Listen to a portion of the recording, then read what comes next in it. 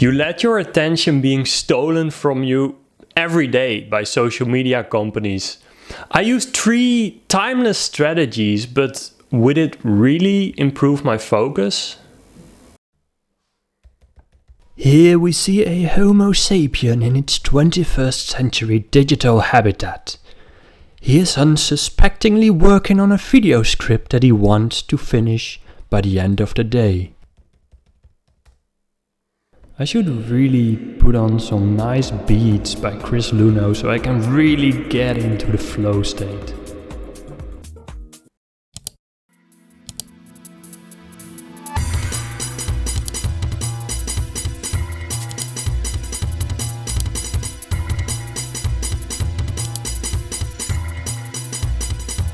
His attention is captured so quick, he had no time to escape the algorithm.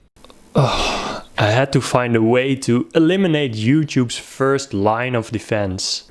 Now here's the first step of the game plan in order to win this attention war.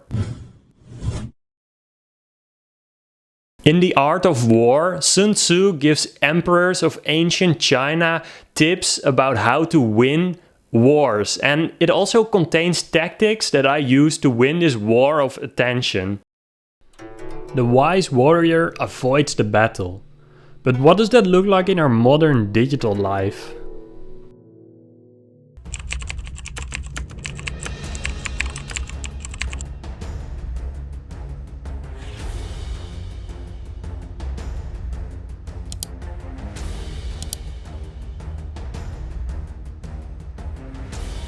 Since that day, he saved hundreds of innocent hours of attention from being stolen.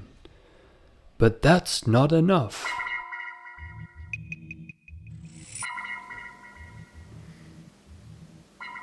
There's this strange addictive quality that our phones have. And how can we make our phones less addictive? To know your enemy, you must become your enemy. Tristan Harris told the world how Silicon Valley is hacking your brain. He used to be working for Google as an insider, so if there's anyone who knows the enemy, it's him. And this is what he has to say about smartphones.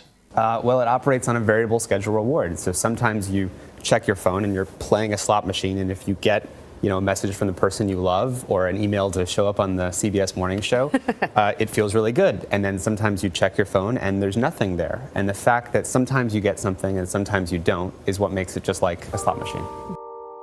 So how do we create a slot machine that demotivates people to play with it? Evolutionary psychology tells us that people love colors.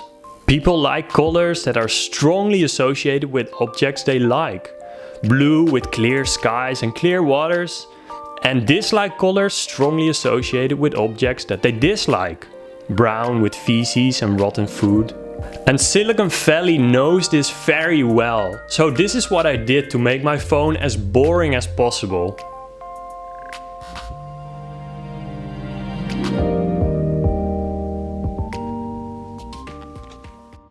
And this too saved me hours of screen time. Thank you, Sun Tzu. But there's one last strategy that I use to steal back my attention from social media. There are commands of the sovereign which must not be obeyed. There are roads which must not be followed. Armies which must not be attacked.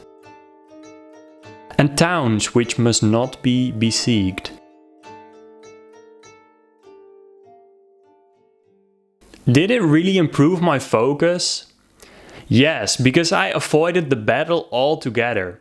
As Sun Tzu says, the supreme art of war is to subdue the enemy without fighting. This didn't cost me any willpower or motivation. I designed my environment in such a way that I would automatically do the thing that is best for me. In choice architecture, this is called designing for optimal defaults. If you are a designer, you will know that the best products actually often go unnoticed. Like, think about using an app or a chair. The only moment when you notice that you're using it is the moment when it becomes uncomfortable or painful. If it's doing what it needs to do, you are just going to have a smooth experience. And the same goes for applying these 3 tactics, because you will only notice it when you don't use them, because your attention and your self-worth will be stolen from you. And when you apply these tactics, you will automatically do what is best for you and your experience will just be smooth. If you want to learn more about focus, subscribe and like the video so that other people can also find it and be helped by it. I really appreciate it, and thank you very much for watching.